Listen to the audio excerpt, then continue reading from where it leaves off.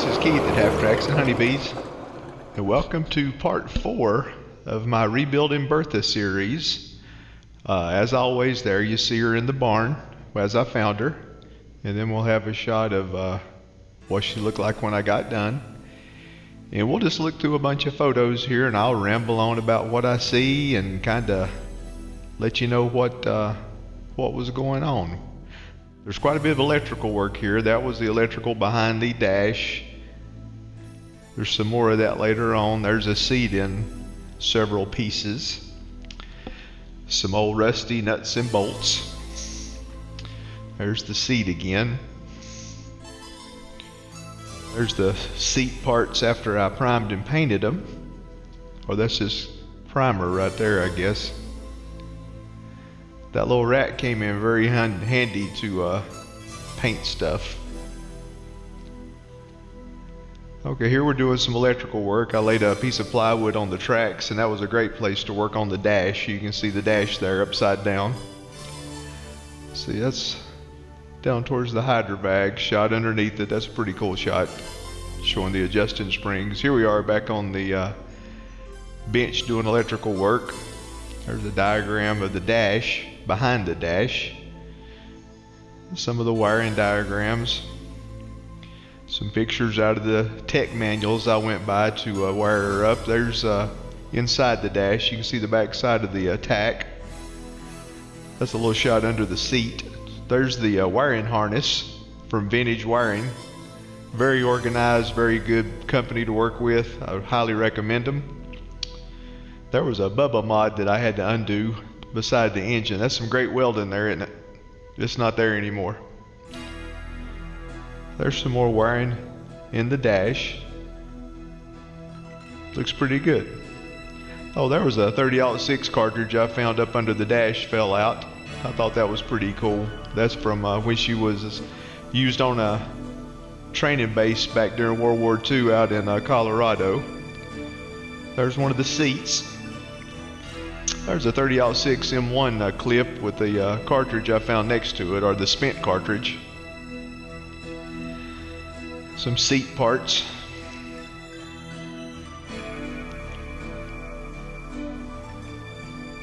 You like the little balls there that the seat rides on to adjust it.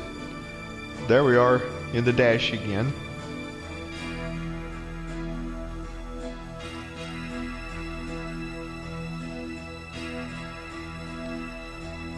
Another dash shot.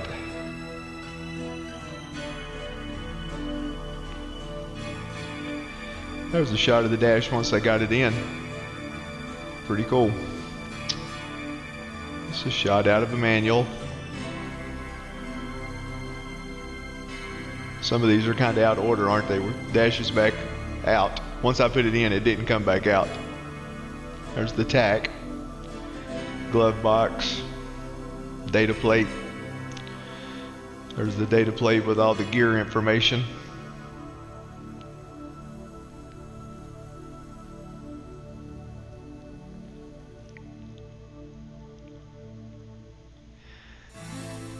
Some more shots in the manual.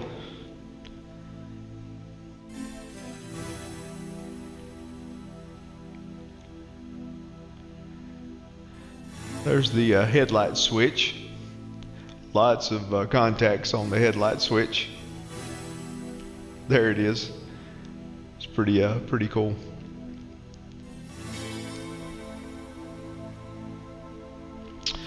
There's the filter canister that goes up under the dash. Had a big coil in it and a capacitor, which was part of the noise reduction for the electrical system on the half track. There's terminal strip, goes up behind the engine. Once again, there's the upside down dash.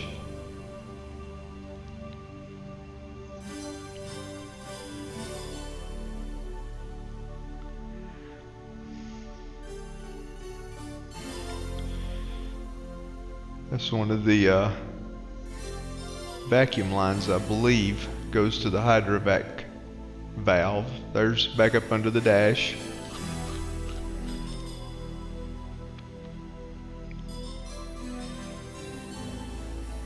There's the coil that was inside that bronze container you saw earlier, or brass container. Some of the schematics. Oh, got to have lots of miscellaneous screws. Everybody's got that.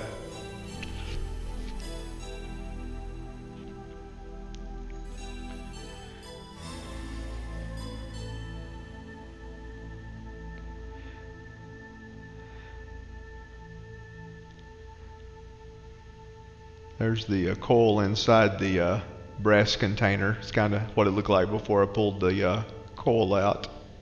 You can see the little capacitor in there. It looked like a condenser out of a point distributor. You can see it there in the very back. Coil was pretty cool. That was some amazing stuff they did back in the 40s, trying to keep noise out of the air so the enemy couldn't hear you coming. There's a gas pedal. Actually I think it was a Model A part. Oh, there's a black snake. Came to visit. There's the back side of the tack.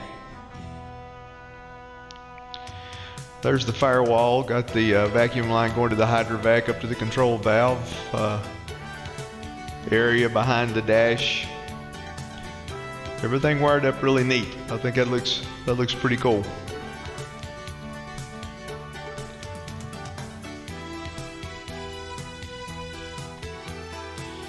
Back again, the area between the dash and the firewall. There's the data plate. There's the dash installed. Oh, there's lots of antifreeze. There's a seal. Might be a bogey seal.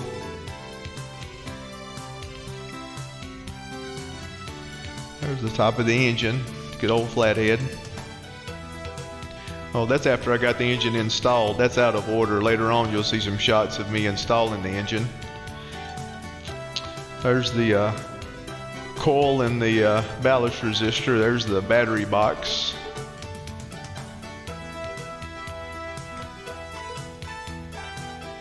There's an overhead shot of the engine. Everything was nice and pretty then, wasn't it? There's an air boot, goes between the carburetor and the air cleaner. Lots of parts cleaner. That stuff works really good for removing cosmoline. That's the O-ring that goes in the exhaust up to the manifold. It's the big old battery.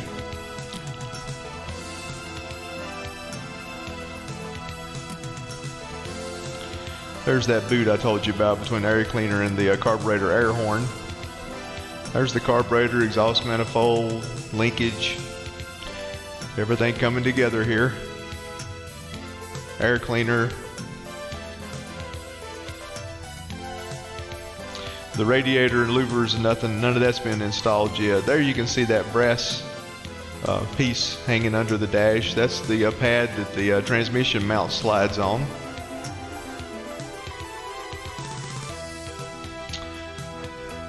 Front shot of the engine after I dropped her in.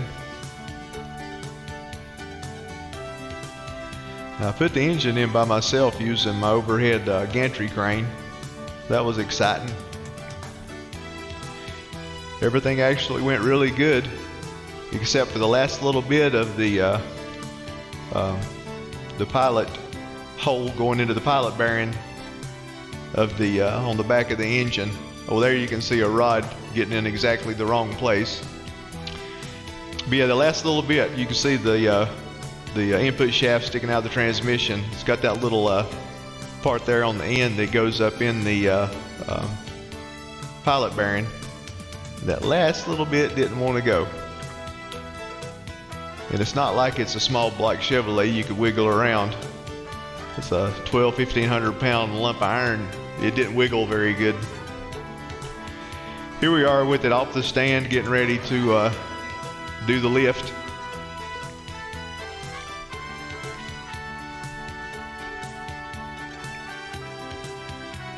There we are, gaining some altitude. Notice the generator is already on there. I didn't want to have to lift that big lump up in there after I got the engine in, so I made sure there was plenty of room to bolt it to the engine and drop it in that way, and it worked out great. There's some of the lines down at the thermovac. There's the rheostat control for the trailer brake. Some of the steering linkage. There's the that was the wire coming out at the end of the steering box for the horn. There you can see the terminal strip we saw earlier where the front harness and rear harness tie together, or the front harness and the dash harness, excuse me. There's the engine once again. There you can see the fuel filter. Some of the nice looking fabric covered wiring from vintage wiring. There you can kind of see the end of it. Things are coming together here now. See the voltage regulator over there under the expansion tank. There's the fuel filter once again. I tried to run all the lines nice and neat. I think it looks pretty dang good.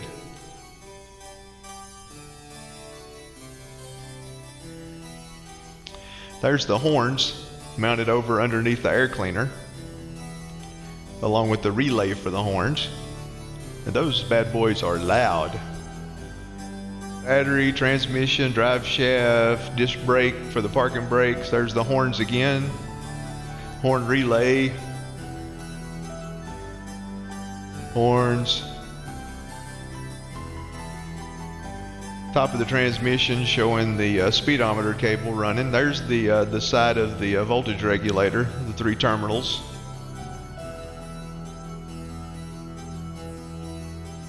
Differential, the front.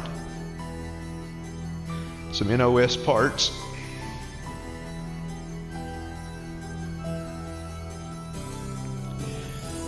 There's some NOS parts for the lights.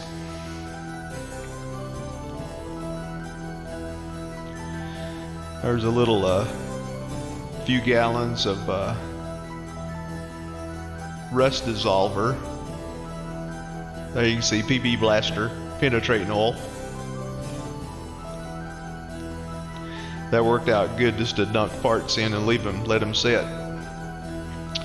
There we have some of the pedestal lights from the front.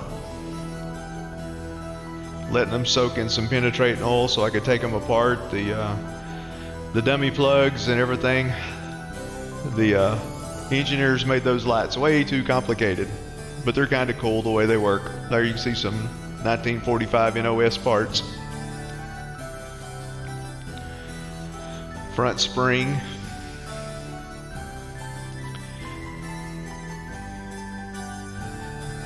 Fuel line running around the front over to the carburetor side of the engine.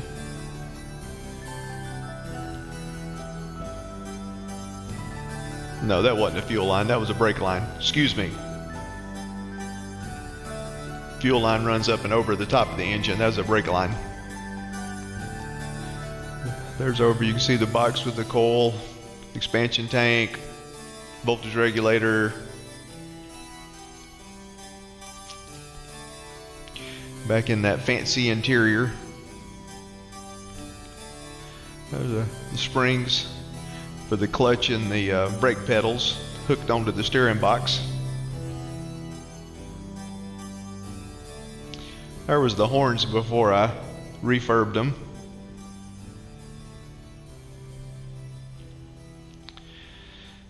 I think that's some the rubber pads for the rear engine mounts.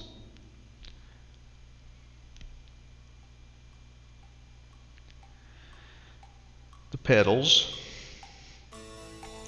Oh, there I put the little draft stoppers around the pedals. Voltage regulator.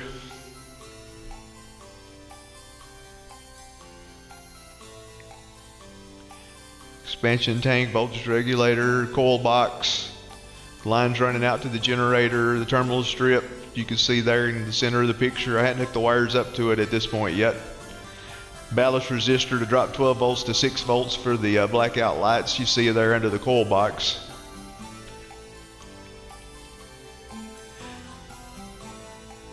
Well, that's those little rubber grommets for the rear engine mounts again, I believe.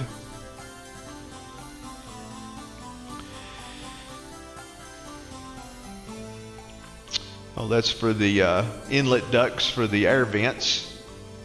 That's inside the brass cylinder there under the dash. You can see those cool braided lines going to it.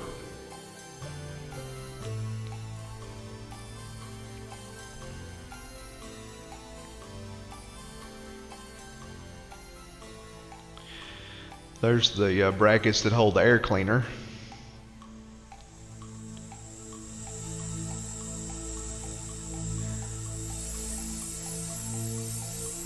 Oh, that's the bottom mounts for the radiator. So we're getting the radiator in her now. There's the big fan, the front of the water pump. There's the braided lines hooking up to the generator. There's the starter. There's one of the brass lines coming out of the water pump. There's the bottom radiator hose. Bottom of the engine, front differential. There's that radiator mount again.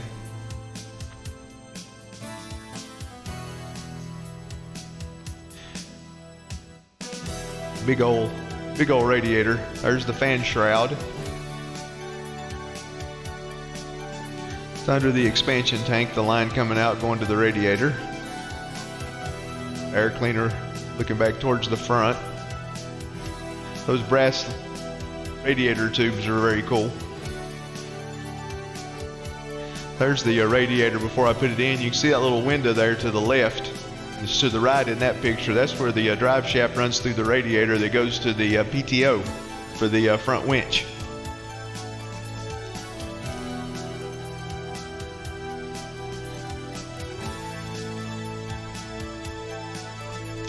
There's the lever that goes to the front louvers.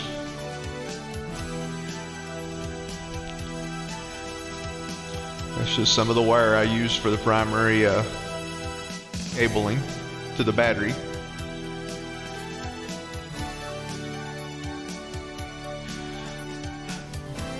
Lots of lock washers. There's the voltmeter in the dash.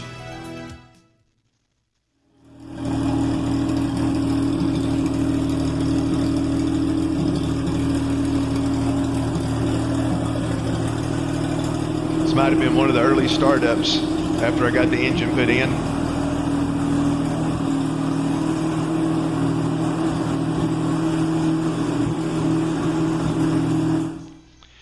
Oh, there it is after I'd backed it out. I'll show some videos in the next video that I do showing her first startups and backing her out of the garage and doing all that fun stuff. That was some pretty good times. There's the front plate. The drive shaft runs through that hole there with a support bearing. A Firestone bogey wheel. There we are outside again. She looks pretty cool, don't she? Like a bulldozer or something. You like my gas can there behind the driver's seat and those high-tech seat backs? Work good.